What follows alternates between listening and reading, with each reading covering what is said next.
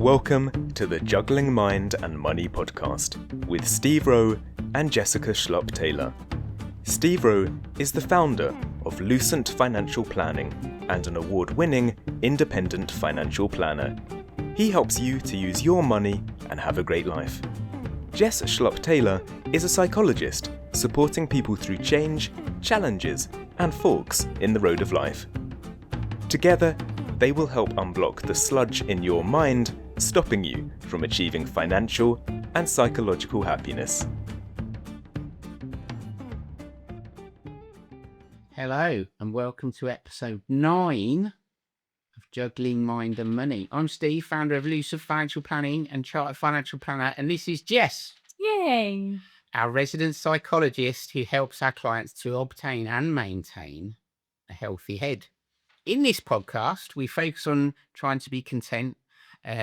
Money is an important part of that, and I've got that bit wrapped up.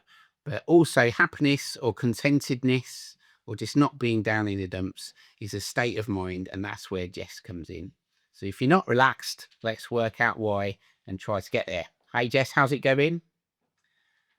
Sorry, I was plugging my tea. It's very good. We are just pointing out, if you're watching this on YouTube, we're both wearing matching sparkling what are they called? Waistcoats. Wearing matching sparkling waistcoats, and that's because we're doing a very cool topic today, very useful one that's been requested from some of our listeners. We are. I was waiting for you to bring that in. The challenge of retiring as couples. So we look like some sort of magician act, don't we? Yeah, but it's supposed to be a couple. Because we're magic. We're a couple of fun people. You know, I expect George, thank you, George, our famous editor, he's going to have a go at us because these are sparkling. It'll probably ruin the camera or something. But I don't care. No, keep your sparkle on.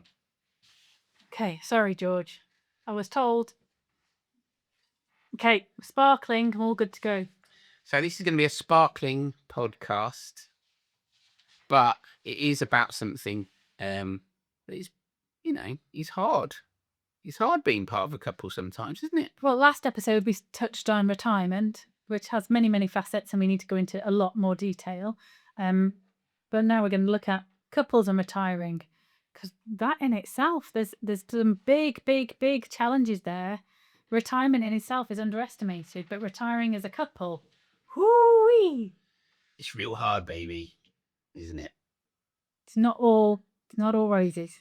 No, so divorces, silver divorces, read about that? They're on the up. They rose 5% in the UK from 2015 to 2023.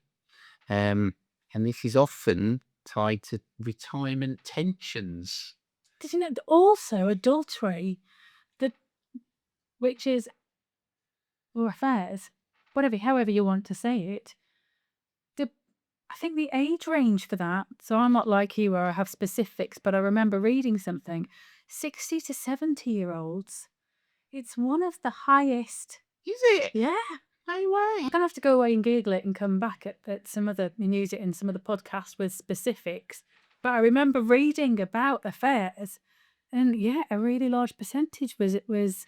Do you remember the reasons for that? Is it because you're more free and comfortable with yourself, or you just bored? No, it was a statistic. It wasn't the wraparound information.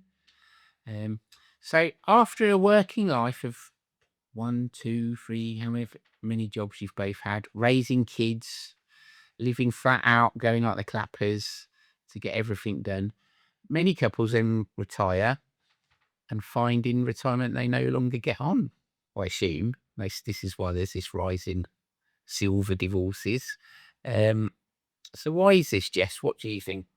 Well, I think there's a big part of, when we touched upon it last time, was purpose. So people's purpose before, people both knew their purposes. It was earning money. It was either bringing up the children, or it was not bringing up children, but creating a life and saving for the future. But what that future looks like and what people's purpose in retirement looks like could be incredibly different. And it's not always aligned. I think we touched upon it again last time, which was we think about what we want to do as a career, but we don't think what we want to do after our career. So a lot of the couples conversations don't necessarily talk too much about retirement and our goals and aspirations for retirement. And when people hit that, often those goals and aspirations can be quite different. And it's about being able, it's not that they are different that causes the problem, but it's how people marry or merge the two differences and bring them together. So a bit like that Belinda Carlisle song. We dream the same dreams. No, like that. We want the same things. Like, can you ever do Belinda Carlisle whilst banging your chest? We dream the same dreams, we want the same things. Oh, because you always got a reverb in it. Actually, that was really good. Like, You should circle do in that the when- sand, round and round. You should do that when you're doing your Chewbacca question impression from last week. Yeah. That's really... Don't mind for on YouTube. I do look a bit of an idiot. Yeah, so you no longer dream the same dream, perhaps. You no longer want the same things in retirement. Yeah, it can be very different. And that's, I think, what couples, a lot of couples that I work with, they think that they must want the same things, that they must dream the same dreams and want the same things because they should be doing everything together as a couple. You know, they've spent lots and lots of time apart working and having these differences. And retirement is when you come together and you get to have that love boat, happy retirement together. That doesn't have to be the case. You can actually still lead quite separate lives and come together for the important bits and have quality time. It doesn't matter about the quantity. So I think what I hear a lot from our clients when someone's retiring is one will already be at home more often than the other one. And they will typically say, I don't want them around the house all the time. Yes. Or something like that. I would echo her statements. Because they're annoying. It generally seems to be the reason. And I think that might be because they haven't prepared properly for their retirement and what they're going to do. So they haven't got anything to do, and they're relying on that other person to fill their time. Who already has a number of things, that hobbies or activities or their own work that they're doing instead. And it can work the other way. So the person that has retired first is almost waiting. And I hear this a lot. I can't wait until my partner retires because then we'll do this, that, and the other. And I say, have you discussed that with them? Well, no, but as soon as they retire, life's going to be great because we can do all these things together. The other person retires and has a different plan.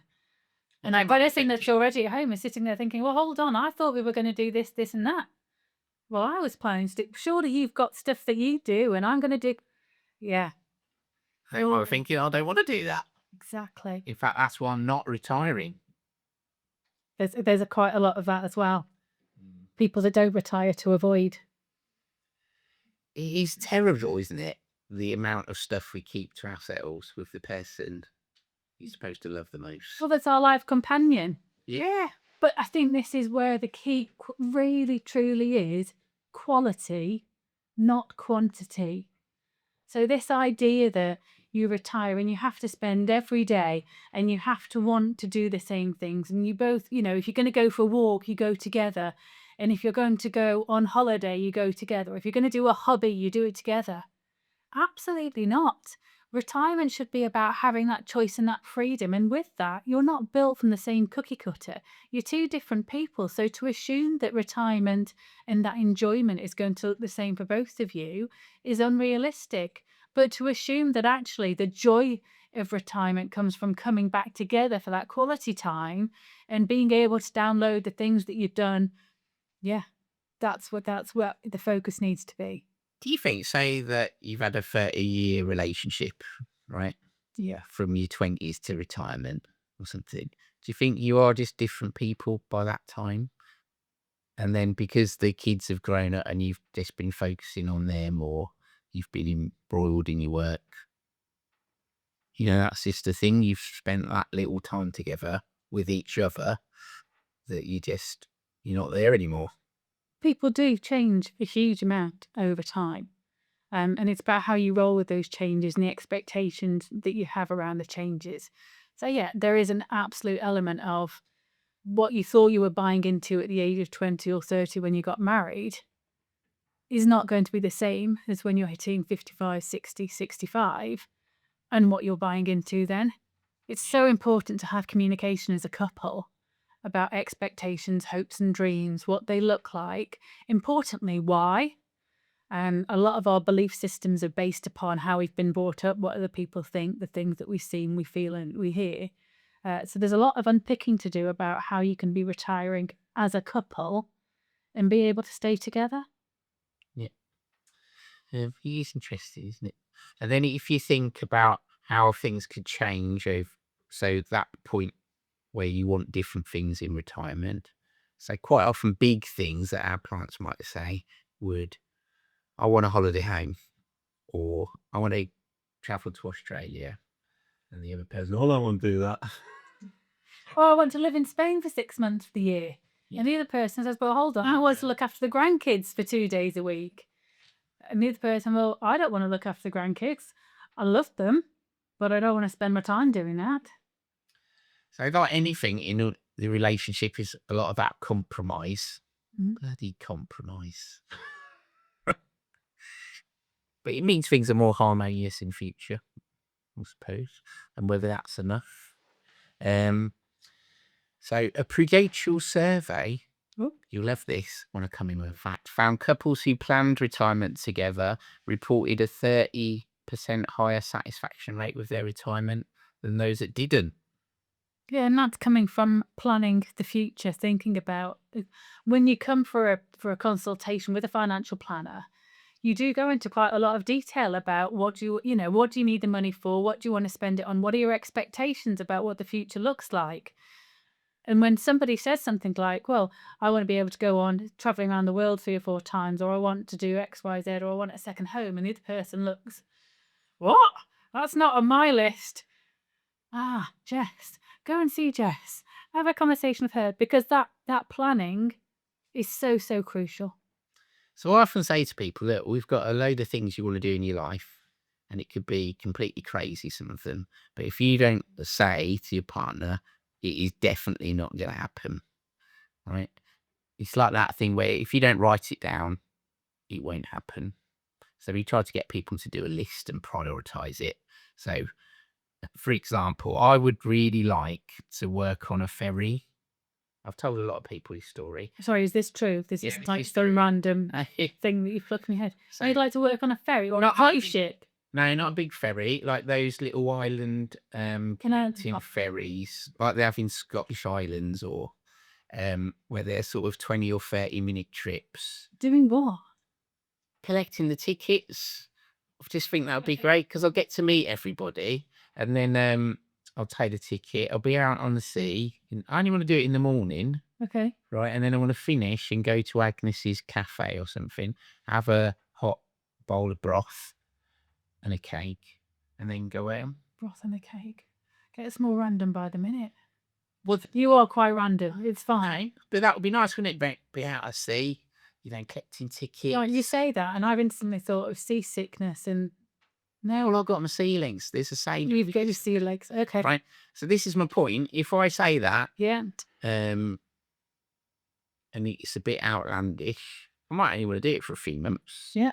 But I think it would get me out of bed, get me excited, and I'll meet people. It's a nice thing, right?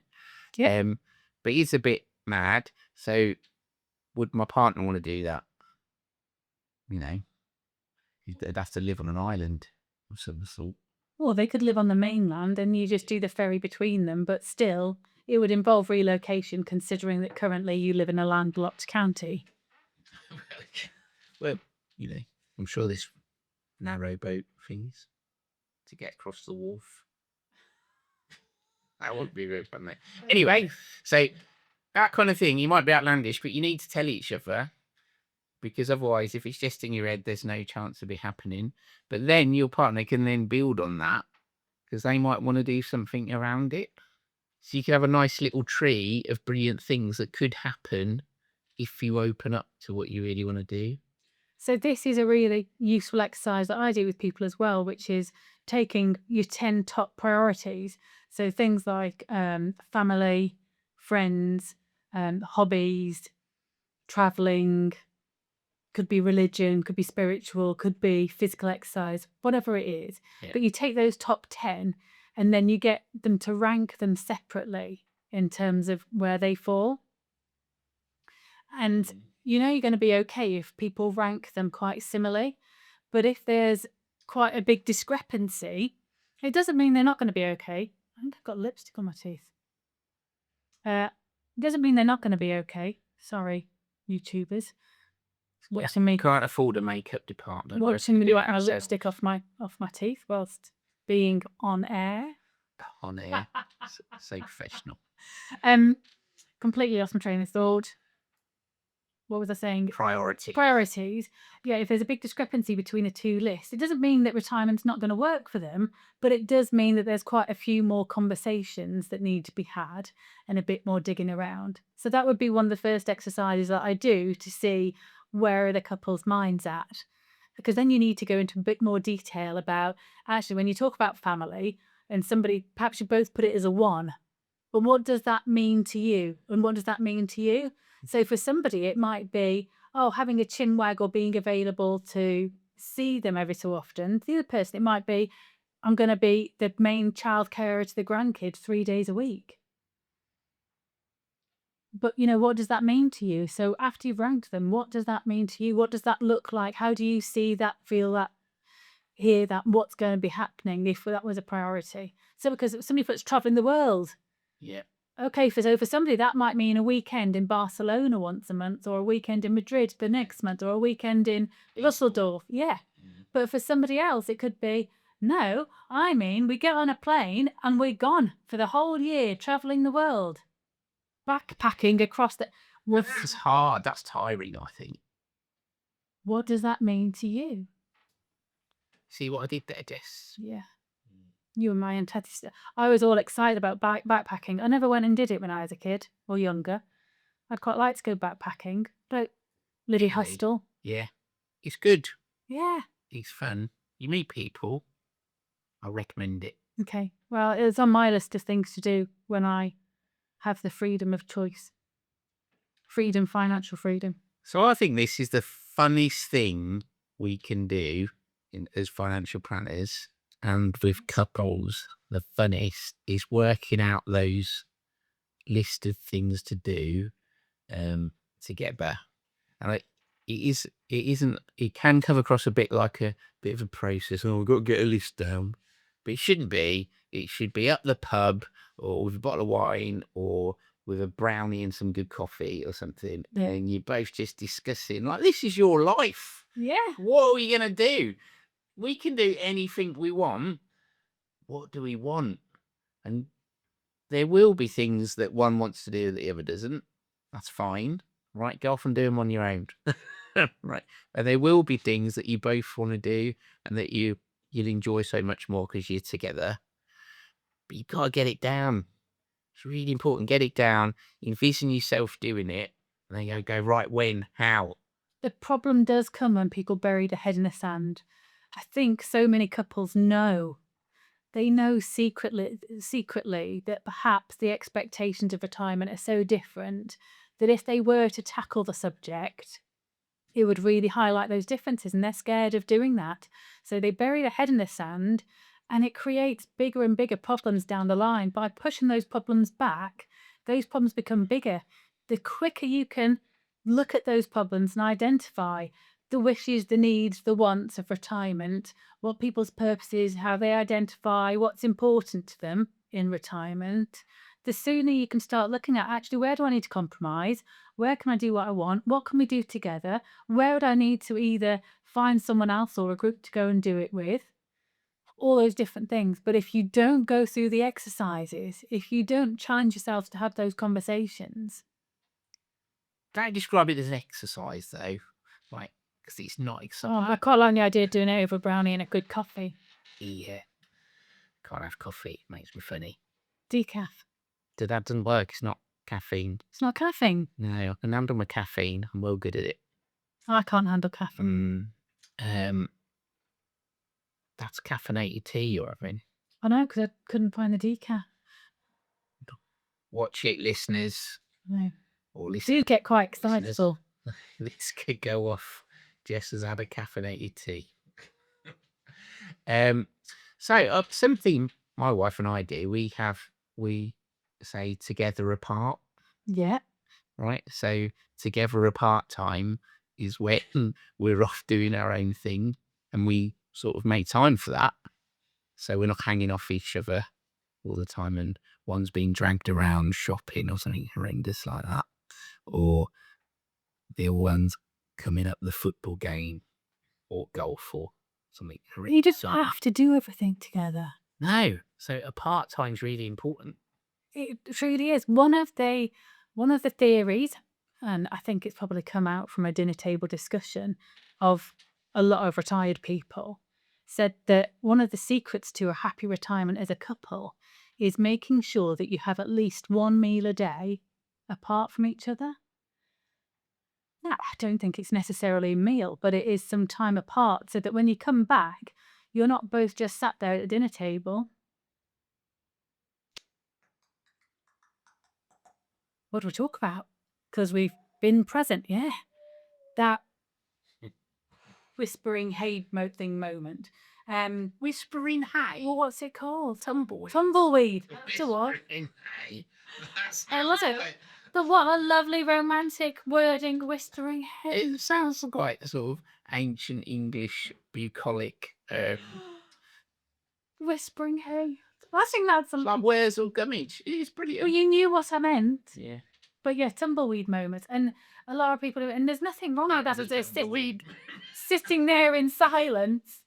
That sitting there in silence is okay. And actually, one of the things about being a great couple is being able to be in each other's company without having to fill the silence. Without Netflix. Yeah, but equally, you do want to be able to come back together and share what you've found out or what you've done or stories and things that have happened. So having that time apart together. Well, I think, that is the thing, isn't it? It's like, what do people talk about if they haven't had time apart? Yeah. Because there's no coming back. And you never guess what happened. Or, was this what she said? I was there. I was still there. Yeah. Well, that's not fun. And you're not built from the same. I said it before, you're not a cookie cutter with either person. It's good to have, it's healthy to have time apart, to have different hobbies. It is. Because people acting on shit can be really annoying, can't it? Like, back off. And also, regarding the dinner thing, right? Yeah. If they're like those people that eat their mouths open or stack the lips or... One of my pet hates people that eat with their mouths open. Well, you don't want to eat with them all the time then, do you? I would not eat them at all. I mean... No. You should probably leave them. I wouldn't be with somebody that chewed with their mouth open. That would be the end. All meat and juicy. Okay. The chair's squeaking again, isn't it? Yeah, so together apart, that's important. Having separate times so you can do what you want and come home and talk about it. Yeah. And have a great time. Are there any other issues, Jess, that you think are particularly challenging for couples that retire together? Well, I think people generally come from two different areas. A lot of the time, you're not built the same when it comes to your career pathways either. And so it's about understanding the other person's needs. So what do I need from retirement? Let's go back and take somebody that might be a really high flyer when they're working. And their need might be that I need to continue to have a sense of purpose and a sense of work. I need to continue to work. That's what floats my boat. That's what makes me thrive. And the other person doesn't get that because they just doesn't understand. I don't need that. I thought we were going to retire and have lots of lovely time together and quieten down, and you were going to slow down and life was going to be a lot. I don't want to slow down. I still want to be doing whatever it is. And it could be that they do it through voluntary work. It could be that they carry on working as a contractor, that they like to lock themselves away in the office and read and stay up to date on various things. So there's a really good exercise about understanding yourself and then being able to share that and communicate that with your other person, but also, so it's not just about your partner, it's also about your friends and family, the people that are within your inner circle, because there's people that will have an expectation of what happens when you retire. It might be that your children are expecting you to have the grandchildren and to help out more in that way. And actually, that's not on your agenda. That's not what you're thinking about. And so being able to discuss what your needs, what your plans are before you retire is really quite important, because it can create a lot more problems and some really heated issues with your nearest and dearest. Friends might think that you're going to spend a lot more time, or you might be able to do this, that, and the other. And you need to be able for people to understand and communicate that.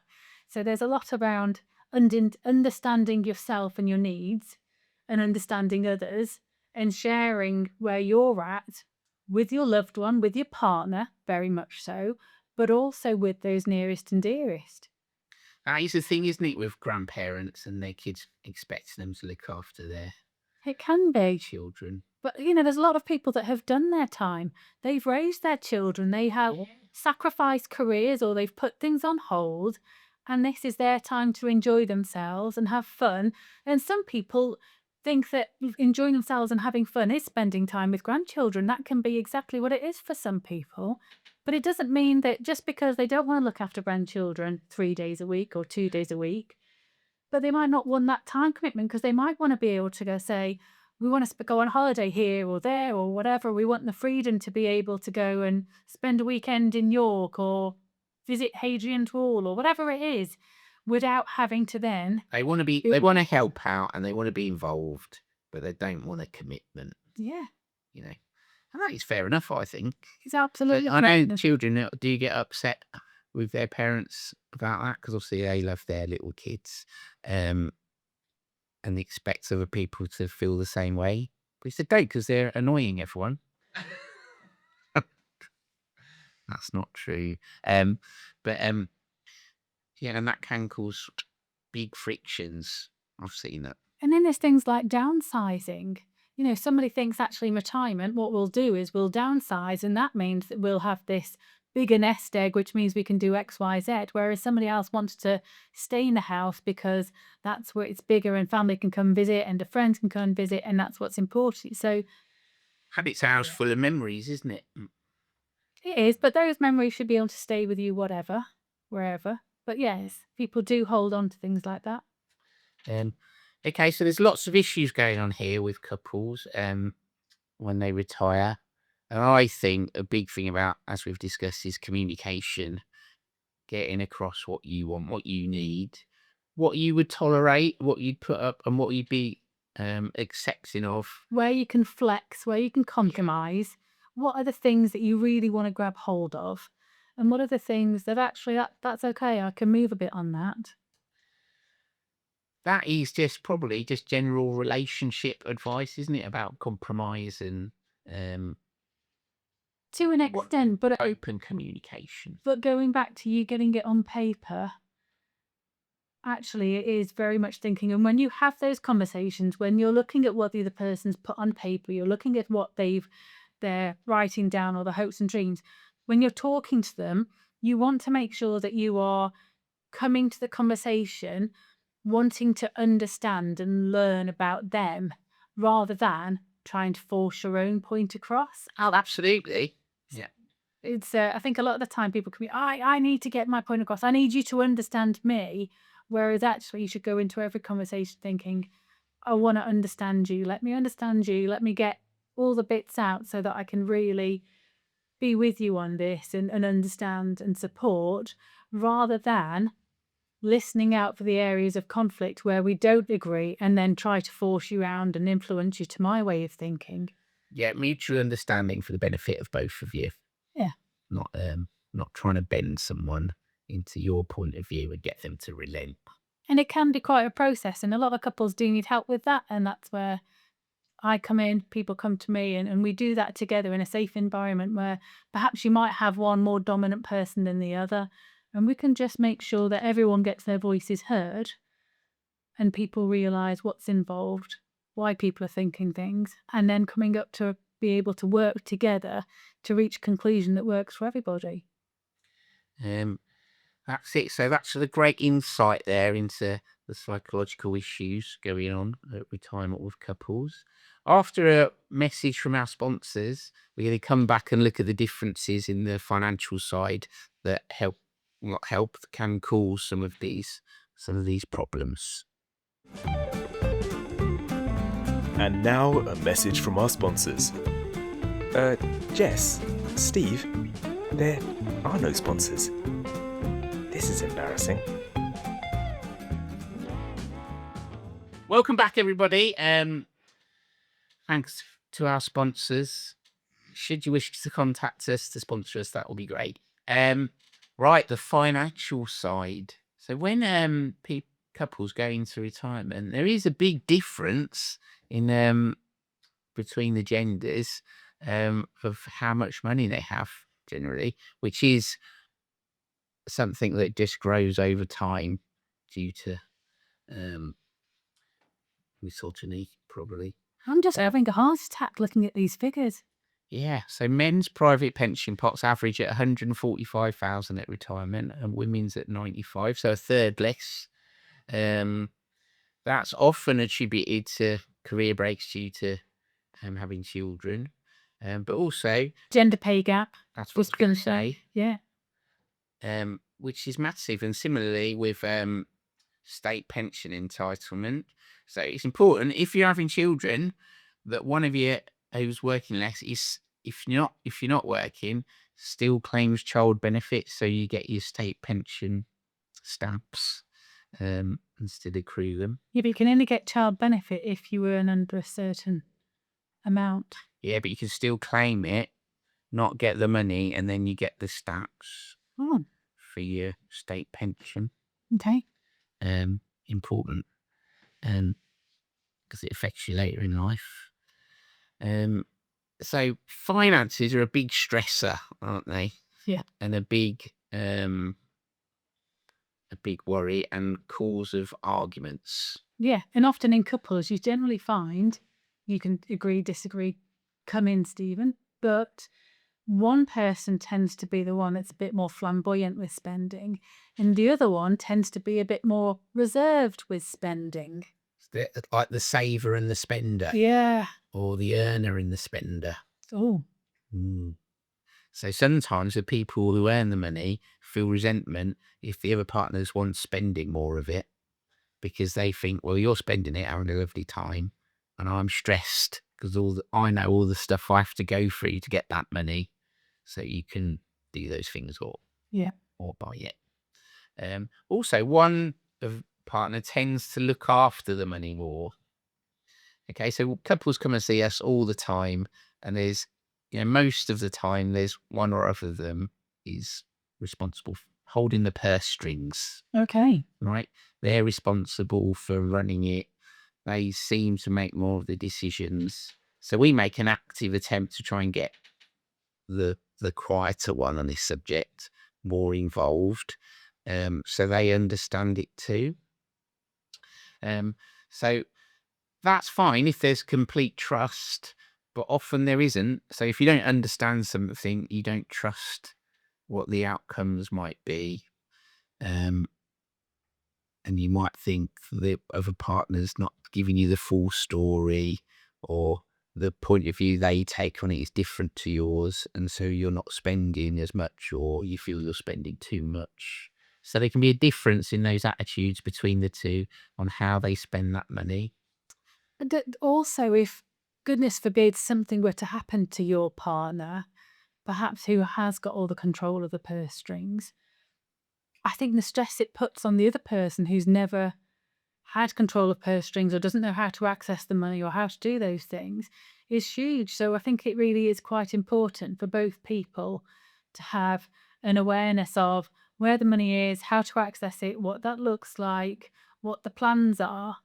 Do you ever have people that come in where one person they're in a couple, but only one person turns up for the appointments and is part of making those plans? Occasionally, and we don't really want that because you need both to know. Yeah. because they are going to have an influence. So most of the time, this isn't some sort of control freakery from the one that does turn up saying that you don't need to come. It's usually because they're the person that doesn't come are more, they just don't find it very interesting. They don't want to get to know, and they're happy. They trust their partner that it's going okay, and to relay things to them. In our experience, when both partners don't attend, they'll off the one that wasn't there because they don't understand how decisions were derived. They put a block on things which because they don't understand, because they haven't been through that process, which stops them making good decisions.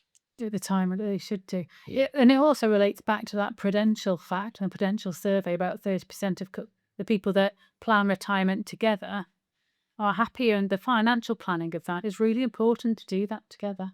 Yeah, because if you're spending a lot of money on the world cruise or anything, you both have to be confident that that isn't going to affect you later in life, or that you can afford it. And if one person isn't fully knowledgeable as to the situation, then they might go on that cruise and not spend as much. So you go on a holiday to have a great time, and you're being tight on yourself. So you're not doing the trips or the extra excursions. Whale watching, that's on my list. Is it? Yeah, I want to go and hang out with the whales. Did you see that whale? The kayak. Yeah. You know what? I would love to have, that would just be a nuts experience. Poor whale. He was expecting a nice gulp of water and then gets a kayaker in it. Luckily, it wasn't a pointy kayak. Oh, yeah, you probably got a sore throat or something. Yeah, poor whale. Yeah, nuts. What's that Bible story? Is it Jonah? He was eaten by a whale. At the old Jonah deep in the ocean. Yeah. Where's that? Jonah sank into the sea and closed his eyes and prayed. Oh Lord, and throw his arms that to word of this submit. Yeah, I think we did it at primary school. It sticks in your body. And it's definitely clearly stuck in my mind. And very much like the Juggling Mind and Money theme tune. Yeah. I'd say. Yeah, absolutely. Yes, just like that.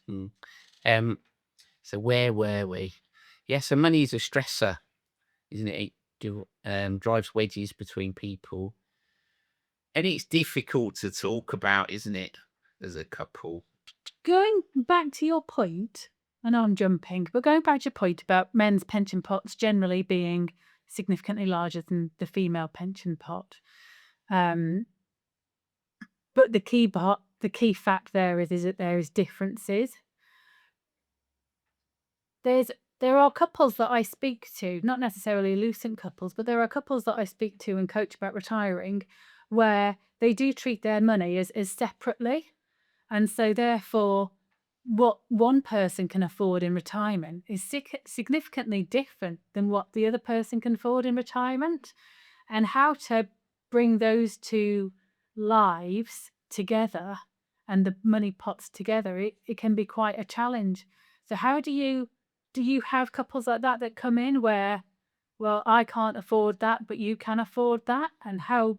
Occasionally, where they run their money very separately. Yeah. Yeah, occasionally. But then that comes down to that list of what you want to do. So if you want to do something, is it better to do it on your own or together? And if the other partner can't afford it, why would you go and do it on your own and have not as good a time because you haven't got anyone to share it with? Yeah. Well, there's lots of exercises and work that we do with couples around that, or I do with couples around that. Yeah, it must be quite a challenge when you're asking those questions if people are coming at it from two different angles. How often breaks that is, when you die, you've left everything to that person. Generally. Yeah. If it's second marriages, obviously that's not always the case because it might be going to kids or something. But you take care of that person, so why not do it in life? That's a really, really lovely one. Yeah. No, it's not lovely, is it? Like when you're dead. Well, it's common sense, isn't it? It is common sense. Why would you wait until you die to share the pot? Yeah. Why not share the pot? Yes, whilst you're living and you can both enjoy it and get that fulfillment out of it. And incidentally, tax-wise at least, for pensions, if you die before you're 75, it all goes tax-free to the person. So don't create an incentive for them to knock you off. That's a motive. And anyone who's watched Murder, She Wrote or other such 80s detective programs know how important motive is. That's true. Um, But that shouldn't stop you from taking out decent life insurance. Now, well, you don't always need life insurance when you're retired. Well, generally you don't, because you've got enough money. Okay. Okay, so big issues here. The answer seem there is never an answer, but more communication before you stop there. Saw that. There's never a simple, easy thing to do, but it seems to me like communication and understanding. Yeah, understanding yourself and understanding your partner, communicating it to others, tackling the issues before they arise, tackling the differences before they arise, and looking for common areas, and also being accepting of different areas. Yeah. Quality, not quantity. And it's okay. And being together apart, making your own time to do your own thing. There's no one size fits all. No. You do you. You do you. Or one another is the best thing. Jessica. But be how you are as a couple. Yeah, and there isn't a one right way to be happy as a couple in retirement. It has to be right for you as a couple, not right for Bob and Dora down the road. Oh, I loved it. Or Brenda and Pat or whoever. It has to be right for you. And it's okay to tread your own path. Yeah. And we all do that, don't we? I'm sure couples get home and go, God, you never guess what they're doing. It's hilarious. That's what we do. Anyway, right, now to psychology. And now for Psychology, where Jess and Steve review types of sock and how your socks affect your mood.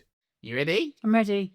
Go on then, let's do psychology, Jess. Okay, so a few weeks ago, I made the error of not bringing in or not wearing cool socks and being caught with the most horrendous socks ever invented, the pop socks. Guilty. On the back of that, a lovely listener has sent in the pros and cons of pop socks to me. Ooh, read them. So the pros and cons, not just pop socks, but flesh-coloured pop socks. Ooh, they always look so horrible, don't they? Exactly. They're like the least sexy possible body accoutrement you could come up with. Can I reveal something? Yeah. I've never worn a pop sock, so I have no knowledge. I don't think generally it's a male item of clothing. I want my feet a size 13.